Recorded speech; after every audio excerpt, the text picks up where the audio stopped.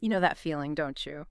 When something small in your day just goes wrong. Oh, definitely. Maybe you're cooking, a bit tired, maybe distracted, and boom, the toast. Uh-huh. Not golden brown, not even like dark brown, but black. Right. Like charcoal. Exactly, crisp like charcoal. It feels so minor, but sometimes those little things feel, well, big in the moment. So today's deep dive, it's a little different. We're not digging into, complex research papers. No dense data today. Not today. Our mission is actually to pull some really profound wisdom from just one super simple story. Okay. Our source is excerpts from The Burnt Toast, A Lesson in Compassion. It's a personal story, seems small, but it packs a real punch about love and connection. I like those kinds of stories. The simple ones that hold a lot. Me too. So we're exploring what this tiny moment, this burnt toast incident really tells us, how it can be maybe a shortcut to understanding the power of simple kindness. A shortcut. Interesting. So let's set the scene. The narrator's talking about their childhood, just a kid. And their mom, sometimes she'd accidentally burn the toast. Happens to the best of us. Totally. And like we said, burnt meant burnt. Black and crisp like charcoal. You can almost smell it. You really can. It's such a familiar domestic image. And, those little mishaps, they can create tension, can't they? They absolutely can. That potential for a sigh or a comment, it hangs in the air sometimes. Sets the stage. Right. So this particular evening, the narrator's mom gets home. She's had a long, exhausting day at work. We've all been there. You can just feel the weariness, but she's making dinner. Scrambled eggs, salad. And then she puts the plates down. And there it is. And there it is. Alongside the eggs and salad, several pieces of completely burnt toast. And the kid's perspective here is just so vivid. The narrator says they stared at the blackened pieces and waited. Waiting? For what? Waited for someone to say something, waited for my dad to protest or joke or maybe even push it aside, holding their breath, Yeah, you can feel that tension, that childhood awareness of potential conflict, even over something small. The expectation is almost for something negative. Exactly. But the father's reaction, or his lack of reaction, that's where the story pivots, isn't it? It really is, because what he does is nothing. Or rather, something very deliberate in its quietness. Okay. The narrator says their dad calmly took a slice, spread some butter on it, and began eating as though it were the most normal thing in the world. Wow. He didn't even flinch. Then he looks up at the narrator, smiles, and asks about school, just like he always did. That's powerful. Just calm acceptance. It completely diffuses everything. Like you said, it pivots the whole mood.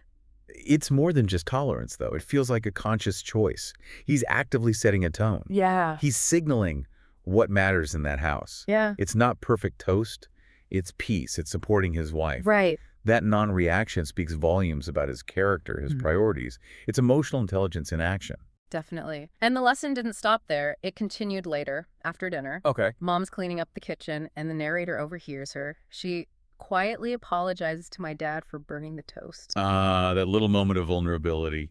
Feeling bad about a small mistake after a long day. Exactly. You feel for her. She's tired, maybe feels she fell short somehow. And his response. This is the line the narrator never forgot. He just says, gently, "It's okay, honey.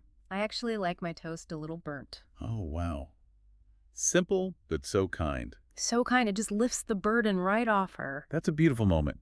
It's a small white lie, maybe, but it's fueled entirely by compassion.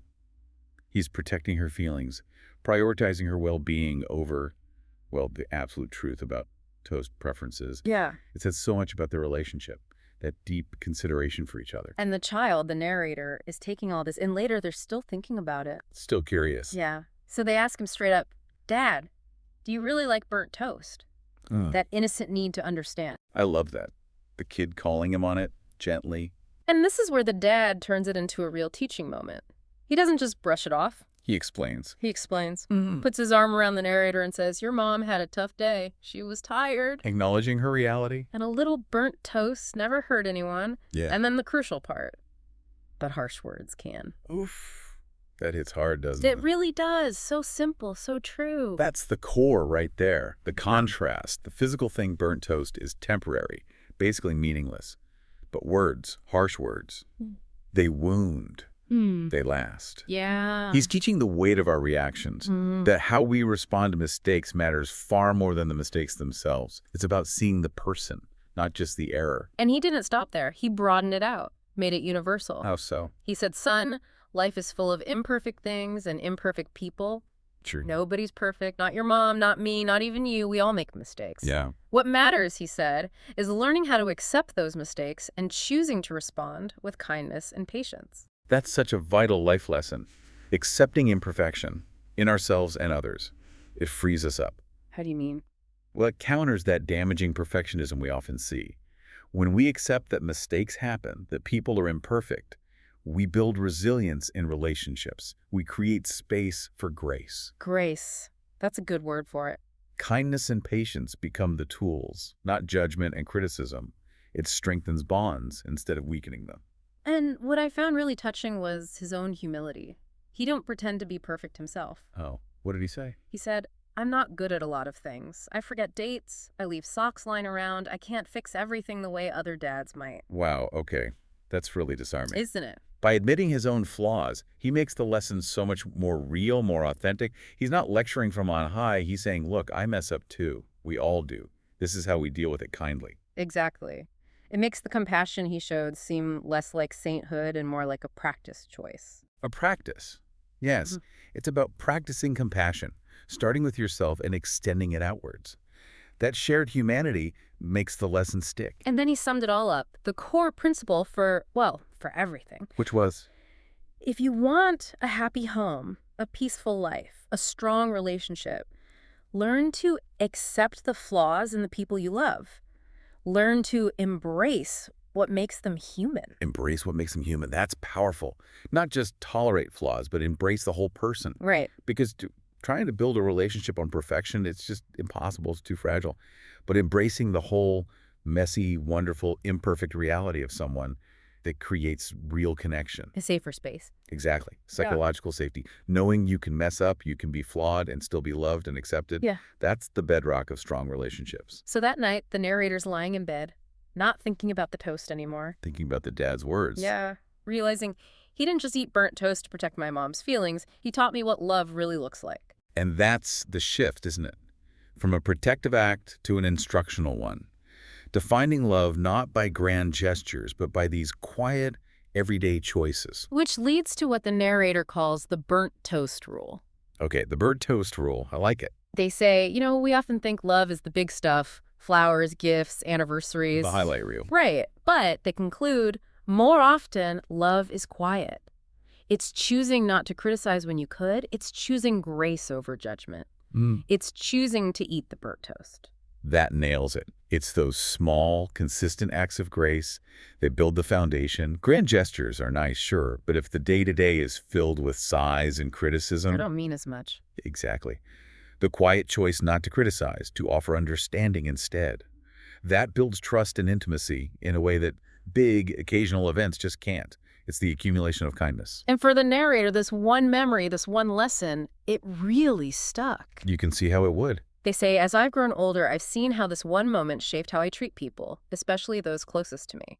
That ripple effect. Yeah, and crucially, it reminded me that kindness matters most when it's hardest to give. Ooh, that's the challenge, isn't it? Being kind when you're annoyed or tired or when someone's genuinely messed up. Right when criticism feels easier. That's when kindness becomes a real choice, a deliberate act of character, choosing empathy over frustration. It's tough, but transformative. And the story brings it back, makes it universal. It reminds us everyone burns the toast sometimes. We all do, metaphorically and literally. Everyone forgets something important now and then. Everyone has bad days where they fall short. It normalizes imperfection. It's not about avoiding mistakes. It's impossible. It's purely about how we respond to our own and to others. So the call to action is right there for all of us listening. What is it? What defines us is not whether we make mistakes, but how we respond to the mistakes of others. Simple as that. Yeah. So the next time someone close to you messes up, take a breath. Offer them a smile instead of a sigh. Let them know they're still loved. It's such practical, actionable advice rooted right in that simple story. Take a breath.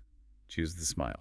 It seems small, but the impact on the relationship's atmosphere is huge. Absolutely. It reinforces love, not judgment. It builds that safety net we were talking about. And that final line, the ultimate takeaway, just sums it all up perfectly. Let's hear it.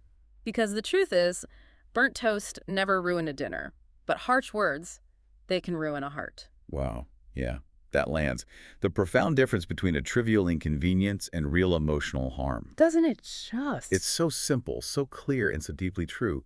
It just leaves you thinking about the power we hold in our reactions and our words every single day.